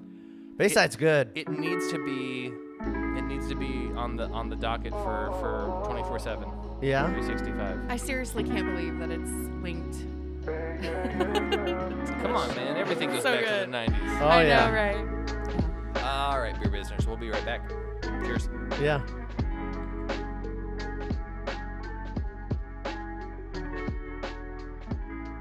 This is Ben Edmunds from Breakside, and you're listening to the Brew Happy Show. I'm John Paul from Paul Cigars. Everyone knows I think craft beer is awesome, but so is my huge selection of cigars. You can get all your favorite tobacco products at any one of my conveniently placed locations in Beaverton, East Vancouver, and my headquarters store on Jansen Beach. Our wide selection and helpful staff will make your visit so very satisfying. You might even want to have a beer to celebrate. So come on in and check us out. For more information, contact us at paulcigars.net.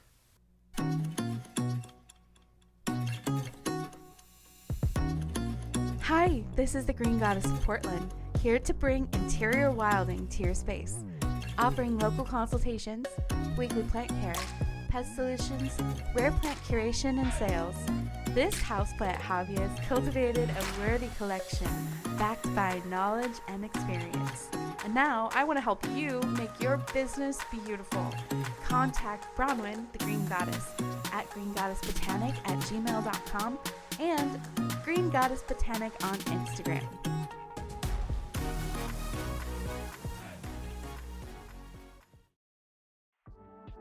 Hey everybody, this is Charlie Goman from Second Profession Brewing, and you've been listening to the Brew Happy Show.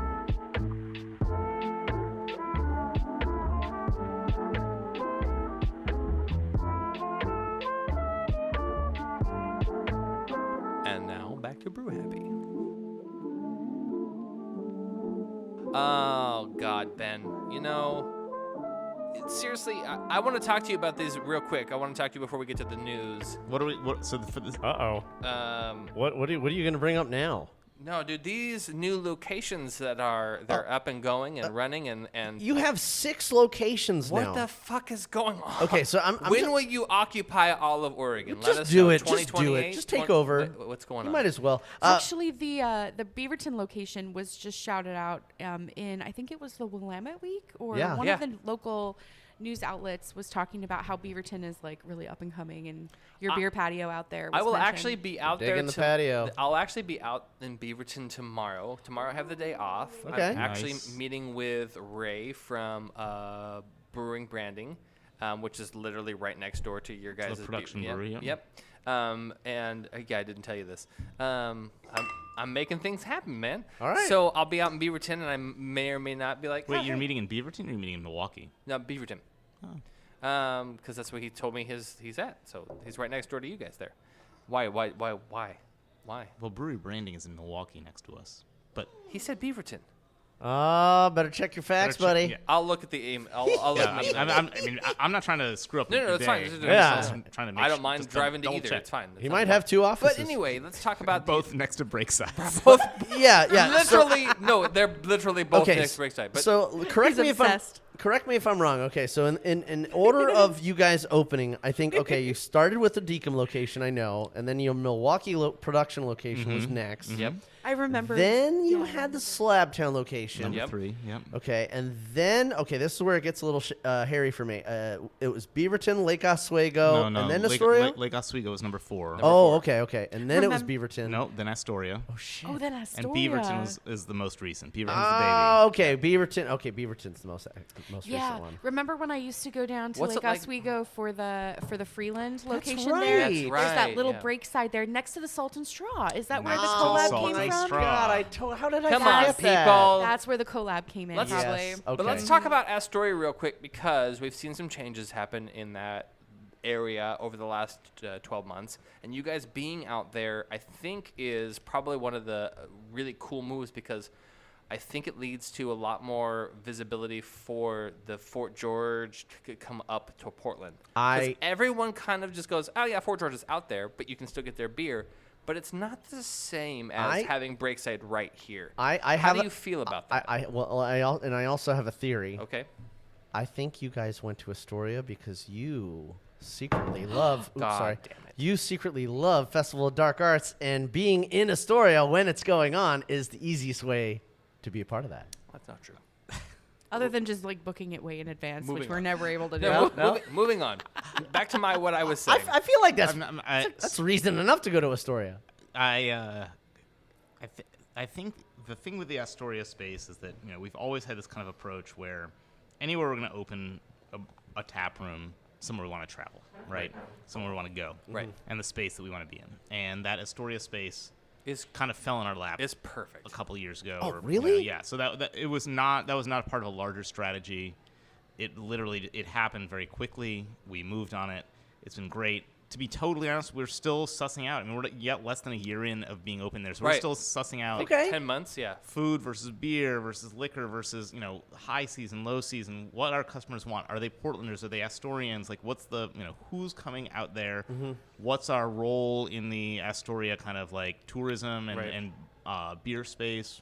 All those things are things that we're continue to try and suss out. So there is not any kind of master plan. Well, I like the Just hypotheses about it, but yeah, it is a Fan theories. That's our job. but That's our job is to throw the insofar as there ridiculous to is the a wind. master plan to any of this kind of retail expansion.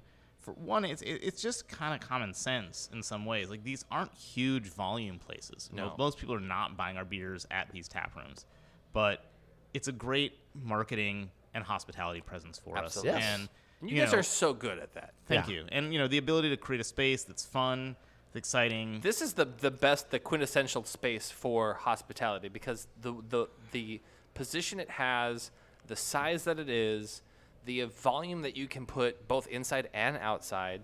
I mean, the plants alone are a great attribute, but that's not the point. But you know what I mean? Like, this is a great hospitality destination for beer. Yeah, and that was the idea when we opened this place, was this be our 100%. kind of our marquee location in Portland. Yeah. But I think that for us, it's an important piece of the puzzle to be able to connect with customers and to move a little bit more beer. There's some business advantages to having this kind of balanced portfolio. We're not entirely in wholesale and distribution with just one retail location. Right. Is that a tap room or a brew pub? In Astoria? Yeah. Just tap room. Okay. Yeah. I do have one last question before we get to the news. Since being in Astoria, I know of a couple other things. I'm not going to say names, but I know of a couple other things that have kind of stepped into, because you're in that area. Do you guys feel like maybe that particular location might be a good launch for if you were to do more spirits? Why do you say that? I'm not sure what you're asking. Yeah. Would you guys, as Breakside, being out in Astoria, potentially do more spirits or venture into a spirit realm? Like distilling ourselves? Yeah. I mean, that's not something we've talked about. It's not really it's not in any kind of major business plan. We have liquor at a lot of our locations and do actually a pretty brisk business in cocktails. I think like that's been a big boost for us, honestly. And anyone looking for business advice in this beer environment, I'd say, hey, if you're not trying to sell liquor also at your same spots, as well as NA beer, Beyond Thank Beer you. beverages, Thank you. Mocktails, whatever else, like you should be. Like, you can't expect everyone to come in and just drink beer anymore. Oh, I agree. So, I 100%. wholeheartedly But as far agree. as distilling stuff ourselves, I mean, that would be that'd be a long conversation about what our exact goals were, but that's not really what we're trying to do. But I'm a big advocate for, I feel like for, your for bar us game- having liquor as part of our portfolio. I think your bar game's already pretty good. Absolutely. The only reason I ask is because I don't necessarily want to lump you into another brewing company that is also That's big. also- that makes, yeah. But I know with being creative and cultivating a particular kind of community around your brand, I can't help but think that there would be some kind of whiskey or something like that down the line. But again, that might be far-fetched, and if it's not your plan, it's not your plan. But I just thought, I wonder if that's something that would be... I don't have a lot of insight into, the business models of other folks who Fair. have kind of gone that route where they're breweries and then add on a distilling kind of component. I do know plenty of people who open both simultaneously, and it's been successful for them. It's certainly not off the table for us, but it's not something we're talking about right Fair now. enough. Yeah. I just Have you thought- been doing the Watch What If series by Marvel recently? Is that where this is coming from? No. Okay. No. I just I think that I just Hitting a little bit of JP stash, I maybe? keep a lot of things turning in the wheelhouse of my mind, and I know of some coastal distilleries, and it was like, oh, well, that's okay. Anyway, that was a question. There's stuff going on. And I over there. appreciate the idea that, like, I think we could if our team was plopped down in a distillery and set our mind to it, we would learn how to distill well. We could learn how to I make think so. cider well, make mead well, make we can build it. kvass, We have the whatever technology. other, like those types of whatever kind of fermented beverage. They will come. Don't worry. Yeah. But for us, I mean, again, I'm passionate about beer. We sell almost exclusively all that we produce. We don't do any hard seltzer. We don't do any hop water. We make beer. We make almost exclusively classic styles of beer, which is predominantly then West Coast IPA and lager. I'm glad you circled around to that. Like, for me, that's where my heart lies. I love spirits. I like drinking whiskey. I would be excited to learn to distill at some point in my career and learn more about that. But that's not something right now that is either there's no business necessity toward that, and I also just have so much respect for the craftspeople who've put their careers toward it. I don't want to pretend that I could just simply start doing it tomorrow and suddenly be good at it and asking customers to pay up for it.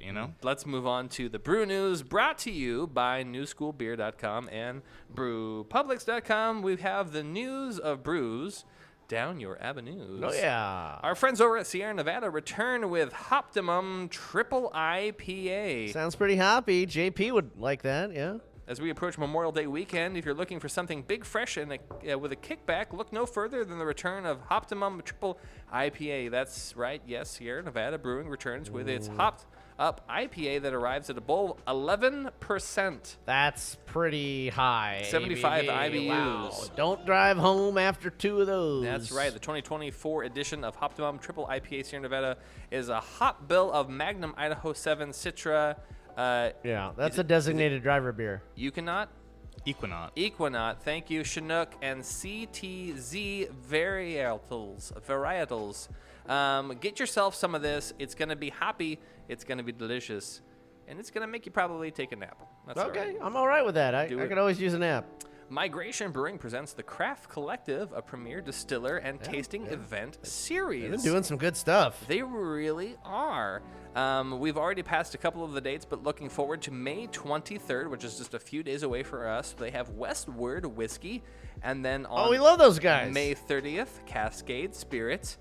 This is a wonderful tasting series hitting Migration Brewing at the new outpost on Southeast 35th Place each Thursday during the month of May. Are you going? On the 30th of May? Yeah. No, I will not be in town that day, unfortunately. It's 10 days away. That's right. But you should, listener. Taking place each Thursday evening from 5 to 7, Migration Brewing Craft Collective will bring a new distiller each week to the tasting room for a complimentary tasting. Yeah. The Craft Collective Premier Distiller Tasting Series promises to broaden your palate, introduce you to new favorites, and create lasting memories in a relaxed and enjoyable atmosphere. So check that out, guys. It's going to be a lot of fun. Yeah. You can't help but love some Migration. But by the way, those guys had their Gleason location robbed over the weekend, I think. Oh, that's disappointing. Not so great. Yeah, there's some miscreants here in this town. Sons we do of not bitches. appreciate you guys. Sons of bitches. We do not appreciate that at all. Over the weekend, our friends over at Great Notion celebrated Friends of the Forest, a fundraiser that benefits the nearby Forest Park Conservancy. The celebration took place and was lots of fun, lots of beers. They had Sicilian-style pizza, axe throwing, tattoos, and live music. That's a good event right there. Axe throwing and tattoos. That's right. Always combine those ones together. If you missed out, that's okay. You can still get some of the delicious beers that they presented for the event at one of their locations. All right. Go do it. Go have some beers. We love Great Notion. Yeah. Some of the beers they make, man, I tell you right now. Those fruity guys over there. They're blowing it up. Guys and gals. Double Mountain and Peralt Farms collaborate on 397 West Coast IPA. Yeah, only about 90 minutes from the Columbia River Gorge sites the Yakima Valley, and with it the largest hop growing region in the world. One hop grower in the region It's true. that dates back to the 1900s, Peralt Farms, and the farm that it recently worked with is Double Mountain Brewery and Cidery with their new beer, Grower 397 West Coast IPA. I haven't had this beer yet. Okay. But I'm hearing it's really good. And Hearing? it has some good experimental hops like HBC 586, Did we just mention that earlier? HBC 638, and HBC 1019, which, if I remember correctly, our friends at Haas were telling us that 1019 was the hot one to have, and that maybe soon it would be in production with a name. With a name? Do we know what the name is yet? No, because it hasn't gotten production with a name. Real quick, It's HBC 1019. Ben, how do hops get their names? How does a hop go from a number to a name? Does it depend? I think it depends a lot on who the breeder is. Okay. And yeah, the someone along the lines in terms of the, whether it's public or private. If it's private, someone has the naming rights. Okay. Right. Whether that be the breeder or the company who, what would you say, subsidized that particular hop, sponsored that particular cross. Okay. Yeah. And saw it through breeding. So I don't know who, other than Haas and YCH, who are part of the HBC partners, have the naming rights over 586 or 1019. I don't know if there's any breweries who have insight or influence on that, but Okay. yeah, I'd be it's interested pretty to find opaque. out. I was just curious. I've always wondered, and I just figured you'd be a knowledgeable person in that area to ask. Yeah, I wish I had a better answer. That's a better answer than anyone else has ever come up with. So It's curious though, because it's kind of similar with the tropical houseplants and, well, not just houseplants, but plants that grow in nature too. The binomial nomenclature has been around for ages, but the new cultivars that people are crossing and breeding and all the tissue culture, I guess whoever develops it gets to name it. That's why we have such strange named plants, but I don't know the facts behind it. So Well, it's the same. It's the same. I gotta look into it. It's gotta be the same exact of new you fascinating woman. varietals and variants of weed strains. I mean, it's Totally. it's the same thing. Yeah. It's got to be the exact same thing, which is still We'll have to look insane. into it. We're gonna find out. Our friends and longtime brewers over at Mac and Jack's, well, they're about to celebrate their 30th anniversary. Congratulations, y'all. That deserves a prost. August 31st. It's a Saturday. That's it's gonna my be wedding anniversary. Hey, congratulations! And Mac and Jack's 30th anniversary. There you go. It's going to be a day-long celebration taking place from noon to 4 with plenty of beer, live music, and food, and lots of activities for fun and enjoyment. Food will be available with 3 different food trucks: Impeccable Chicken, The Hungry Herbivore, which is all vegetarian choices, and Tandem Seafood. The first ever Mac and Jack's Fun Run will also be a 0.2K dash with memorabilia available for those who participate. The 0.2K dash starts at 2 p.m. The full race length of 674 feet long, possibly one of the shortest fun runs ever measured. I was going to say, is that a typo? You kept calling it 0.2K elevator. 0.2K. What? Literally what it says. I think I could even do that one, you guys. I might Anniversary- be able to run 0.2K. Well, happy anniversary to happy Ben. anniversary. That's so cute. Just wondering, is the Mac and Jack's a coincidence or? Very much a coincidence. Okay, I just once wondered if He maybe didn't you guys know, are but both now he super knows. Mac and Jack's enthusiasts. Just like growing up, you're like, When's the last time you had a Mac and love Jack's? Mac and Jack's. It's been a while. Okay. Anniversary party tickets are now on sale. The adult ticket is $20. Includes a value that is worth well the price of the admission. Patrons will receive 2 draft pints and a plate of food from one of the 3 visiting food trucks, a Mac and Jack 30th anniversary T-shirt, and a 6-pack of its special 30th anniversary beer. That's a steal. Can I ask? Can I clarify on that? Yeah. Is Impeccable Chicken the name of the truck, or is that That is the that a name. description of the chicken? That is the name. Impeccable chicken. I love the entendres. It's great. You had to ask, and now you know. Now you know, Ben. I'm so glad you asked.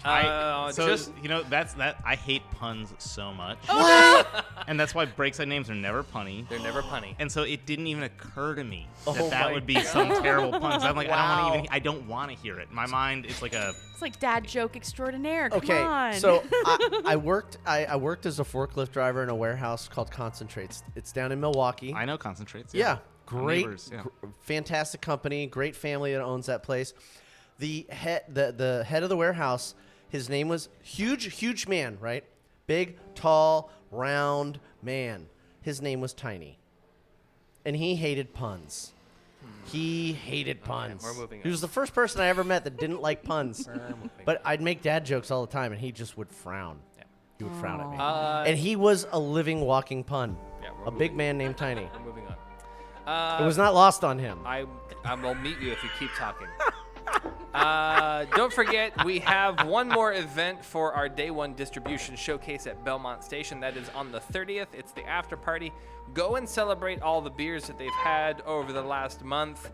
Lots of incredible brands like Brewhouse, El Segundo. Of course, we celebrated I love El Segundo. Robbie's birthday back on the 10th. So Oh, yeah. Go over to Belmont. You still have a few more days to go check it out. Yeah. Fort George Brewery, Lupul and Ecstasy. Final beer list, food, and music schedule is out on Saturday, May the 25th, which is just a couple of days away. Yeah. For those of you who don't know what the hell's going on in the world, get down to Astoria and have yourself some delicious IPAs. The I really beer gotta. list, I gotta edit and release this thing like tomorrow. yeah, you do. Here's some great breweries that are going to be in attendance, like Brewhouse, Block 15, Great Notion, Level, Melvin, Freem, Alvarado, Cloudburst, Georgetown, Rubens, and of course, lots from Fort George. Yeah. Make sure you are. We like all in, those guys. Town. By the way, one of Portland's own, Curtis Salgado, will be in attendance to be playing his sweet harmonica. So make sure you head out to Just the. sounds like a cool name. Yeah, he is a cool dude. It sounds like the name you need to find on the back of an album cover. I've heard Curtis Salgado play, and he played at the amphitheater out in Ridgefield in Washington with Steve Miller Band. Oh, And it was nice. probably one of the coolest fucking experiences. I was like, yeah, dude. He even can, even sounds cool. He's Curtis Salgado. Yeah, It's a good name. Good May name. Strong 25th name. on Yeah. Saturday, Lupul and Ecstasy, guys. Please go out, support the hops, and drink some great beer. Do it. Our friends over at It's a good idea. yeah, do it. Our friends here in the Oregon area, Central Oregon Pro-Am Brewing Challenge is out. It's giving homebrewers the chance to take their craft to the next level by partnering with commercial breweries to scale up their best recipes for pro systems. When's this? Do you know about this? I'm sure you do. The I- Coho. No, I don't. The competition is open to all and any Oregon resident I didn't homebrewer either. age 21 and older. It's not limited to any particular category or style of beer within the below guidelines. The beers that will not be judged by a specific beer judge certification program, but for technical merit and the appeal for commercial brewing. That's fair enough. Yeah. So entries not? are $15 per entry. Participating brewers are 10 Barrel, Bridge 99, Bevel Craft, Boneyard, Fermentation, Deschutes, Good Life, Bend, Spider City, Sun River, Wild, Ride, and Worthy. Maybe that's why you're not knowing about it. Sounds like a Central Oregon party. Which Sounds is great. Good. Yeah. That's The okay. Deadline for registration is July 26th. Let them do their thing. That's pretty cool, though. I've heard of. Cool. It's cool that all those breweries are supporting a homebrew competition out there. That's fantastic. I really like that, and it gets the opportunity for homebrewers maybe to have some exposure, see what it's like to be on the big scale, and then maybe see if that's what they want to do. Who knows? We'll find out. And last but not least, if you are a friend and a fan of the Portland area, you know there's some rooftop patios calling your name. Not here at Breakside, because those fuckers don't have a fucking rooftop. The elevator didn't get there. That's right. Aw. Of course, we all know. Jesus Christ! Please put that in a clip. We're thinking ahead. Yeah. If you're a fan of the Portland Timbers and you know the games are going on, the best place to go, in my opinion, would be Migrations Brewing Rooftop. I have been to the rooftop bar. It's a cool bar. It's Yeah. a really cool ball when the wind is not blowing. Well, yeah. The only picture I have is like basically my hair just blowing right in my face. It's great even with the wind. Yeah. Yeah, very of windy. course, if you head Considering like the three of us are air signs, so why don't we just support it? If you head down to Hillsboro, check out Backwoods, beautiful patio as well. Cascade Lakes Brewing on Reed Market is also a place down in Bend that you can go and enjoy some nice patio. Of course, 10 Barrel has one of the most iconic patio and rooftop bars in the Portland metro area. So if you get out there, do it. Go to one of those do a good locations. job. They do really do a good Yeah. job. And that, You know who else has a really great patio? Oh, Freeland Spirits. they really do. it's not rooftop, but it is a great patio. Yeah, Good it's patio. not And a I think rooftop. I think it's a great patio because it's surrounded by beautiful plants. Plantry. Yes, exactly. Yes. Yes. And that being said, that's the news. Ben, All right. I want to ask you before we leave and we depart, we send you on home. About any seasonals he has coming up that he wants Beers to talk coming about? up, events coming up. What do the people need to know? Yeah, we thank you. It's been a pleasure to be on the show. Dude, again. it's so We great. also Always love a you so pleasure. much. Thank you so much. Thank you, Ben. So We're knowledgeable. taking a lot of your time. I'm sorry. I feel like we can ask you anything, and you're just like, I have the answer. He's like, yeah, caterpillars do become butterflies. Yes. Next question. The elevator does go there. Ben, Yeah. oh, your next beer needs to be called Elevator Expert. Elevator to That's nowhere. it. No? Those both don't roll off the tongue, guys. I will say Elevator to nowhere. Yeah. I will say going I'll up work is on that. also a good one. Going Yeah. up. Glow Going up. So you got falling up is a beer that brings a raffinate, so we probably Ooh. can't go going up. Okay, okay. But glow up is a beer we've made before. Ooh, yeah. To appeal to the youth. Yeah, there you go. Say things like that. The youth. What do we got going on? We have a bunch of fun beers coming out this summer. I think that for anyone who, you come into any of our pubs, you're gonna find 2 or 3 new beers on per week. Our R&D program, the one-off program out of Milwaukee, the barrel age program, constant news stream of beers. And so a lot of these beers are one-offs, two-offs that come by once a year at best, or there are new ideas that we're working out. And this is where, Taste of Beer like Bayside, this comes out of those programs, right? Where you see us take a rough draft idea in the first round, then refine it 2 batches later, and it's, in my opinion, one of the best IPAs we're making. Mm-hmm.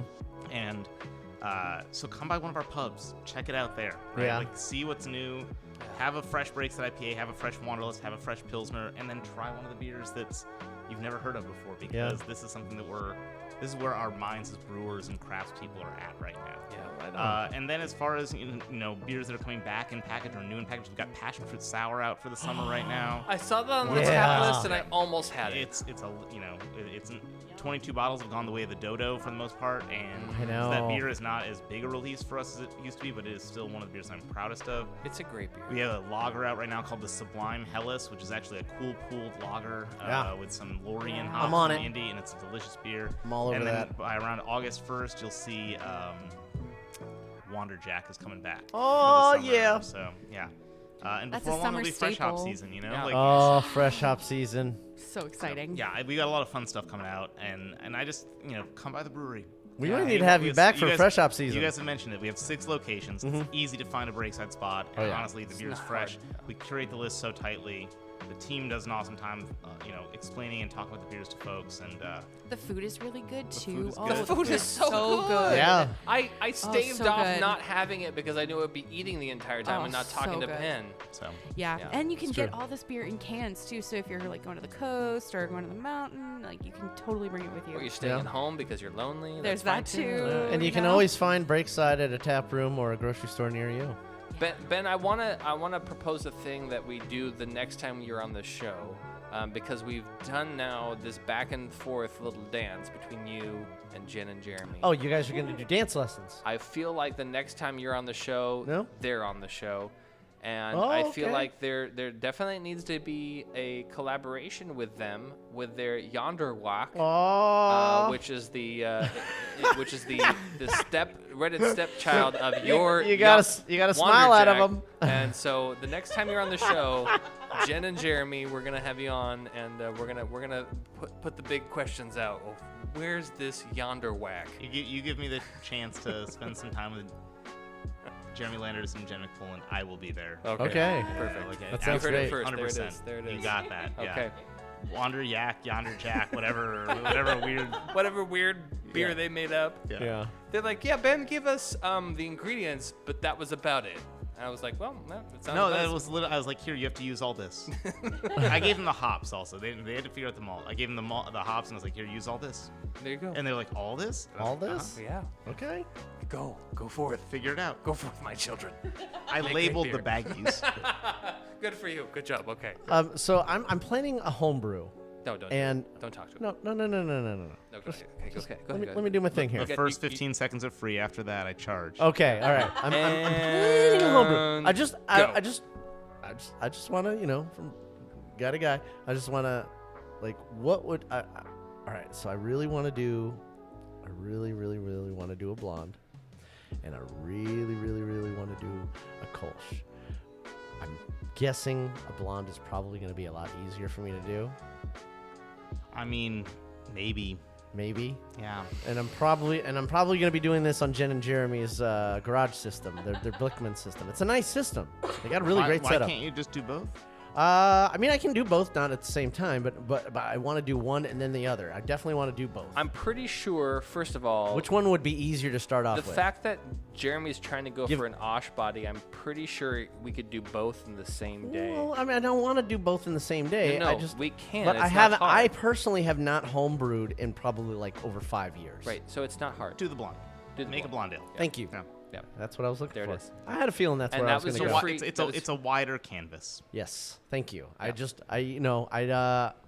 The margin for error. I just trying to be gentle to myself. We're- I haven't screwed up a beer too badly. Okay. Everything has been drinkable. You got to stop talking Okay. because it's time. We're almost approaching the threshold. I Bronwyn. mean, but isn't that what we're trying to do? No, we're not trying to No, beat we're his old definitely not record. No, I was Trying. supposed to be home 20 minutes ago. Yeah, so let's go. Let's All right. go. All right. Well, I'm not trying to break this record this time, y'all. No, That'll we're be not. next time. We need to do that again. When Jen and Jeremy and I are all on the show, we'll be with you for 17 hours. oh You yeah. heard it here, We'll folks. start Wow. it. We'll start at Sunday at 6 a.m. Marathon. I'll do it. There I it is. will. All right, guys. All right. Well. Thank you, Ben. We love you. You're well, the best. yeah. Thank you so much for having me, y'all. It's always a pleasure. You run a wonderful show, and it's fun to hang out. Dude, So Thank you. Killer. You're Thank you awesome. very Thank much, you so Ben. much. Thank you so much for saying that, and thank you, listener, for tuning into the show every week. As always, I don't just like beer. I love beer. You do, and me too. That's why you guys do such a great job. Damian, you love beer. I do love beer, but I also love the brewing community, which you, listener, are a part of. So I don't just like you, I love you, and I want to have a beer with you, hopefully right here at one of the 6 Breakside locations. Please come out to the Pacific Northwest. If you're already here, please reach out and, have a Breakside beer. And as always, keep brewing. But until next week, brew happy. Cheers. All right. That was a solid stout, by the way. Nice job, y'all. God. 2 decades. This production is brought to you by Brew Happy Media, the ultimate brewers media resource. For more information, go to thebrewhappyshow.com and brewhappypodcast.com. Follow us on Twitter, Facebook, and YouTube at Brew Happy. For more cigar pairings, please check out our sponsor, paulcigars.net.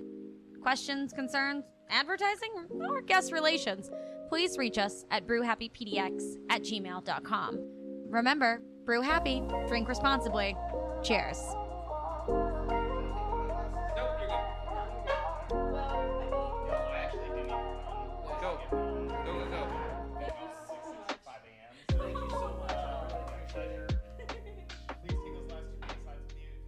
Damian, I need more beer.